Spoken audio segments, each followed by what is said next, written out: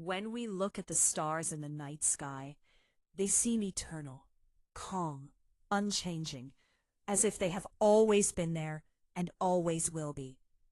But stars are not immortal. Just like living things, they are born, they live for millions or billions of years, and eventually they die.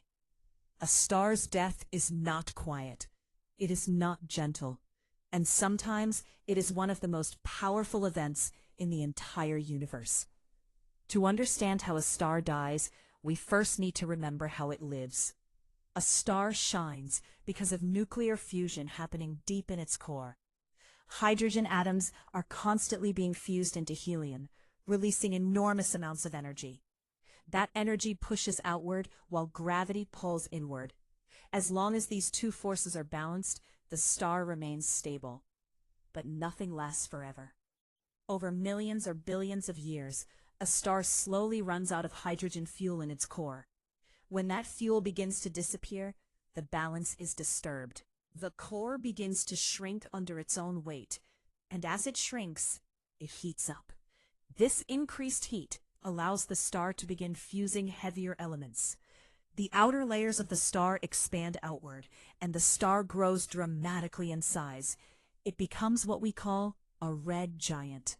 If our sun were to enter this stage, it would expand so much that it could swallow Mercury and Venus, and possibly even Earth. The once steady yellow star would become a swollen, glowing giant dominating the sky. For small and medium-sized stars, like our sun, this red giant phase is the beginning of the end.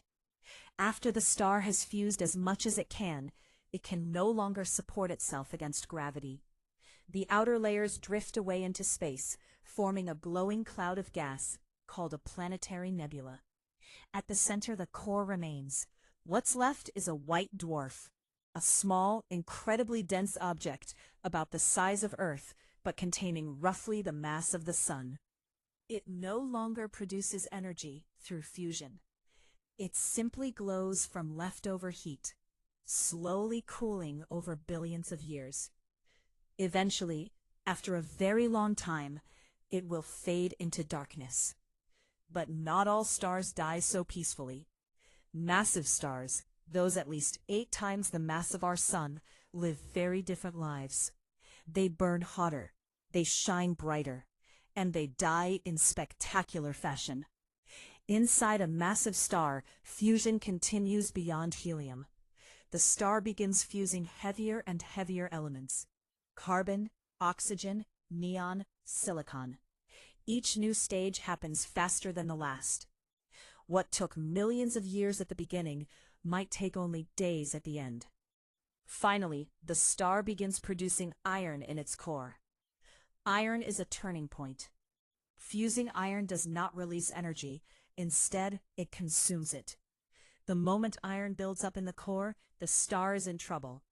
Without energy pushing outward, gravity suddenly takes full control. The core collapses in a fraction of a second. Temperatures soar. Pressure becomes unimaginable. The collapse happens so quickly that the outer layers of the star crash inward and then rebound outward in a violent explosion. This explosion is called a supernova. For a brief moment, a single exploding star can outshine an entire galaxy. The energy released is so immense that it can be seen across millions of light years. Supernova are not just destructive, they are creative. In that explosion, the star forges heavy elements, gold, uranium, and many others, and blasts them into space. These materials spread across the galaxy, eventually becoming part of new stars, new planets, and even new life. The calcium in your bones, the iron in your blood, all of it was created in the death of a massive star. After the explosion, something extraordinary remains.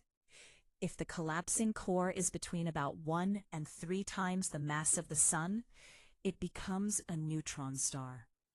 A neutron star is one of the densest objects in existence. A single teaspoon of its material would weigh billions of tons. It spins rapidly, sometimes hundreds of times per second, emitting beams of radiation like a cosmic lighthouse. But if the core is even more massive, gravity continues crushing it inward with unstoppable force. The result is a black hole. A black hole is a region where gravity is so strong that nothing, not even light, can escape. It bends space and time itself. It hides its interior behind a boundary called the event horizon.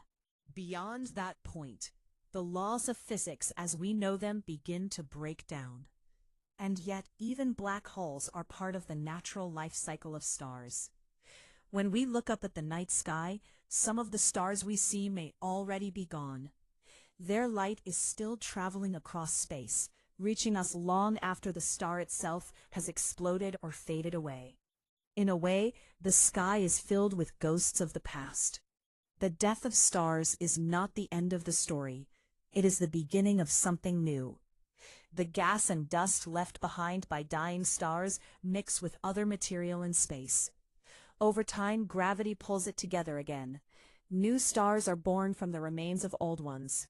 Around those new stars, planets begin to form. On some of those planets, life may emerge. The universe is built on cycles: birth, life, death, rebirth. Stars are not permanent, but their influence is everlasting. Their deaths shape galaxies.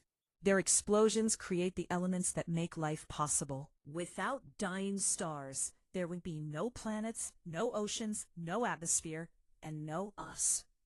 One day, billions of years from now, our sun will also reach its end. It will expand into a red giant, shed its outer layers, and become a white dwarf. Earth as we know it will no longer exist, but the materials that make up our world will not disappear.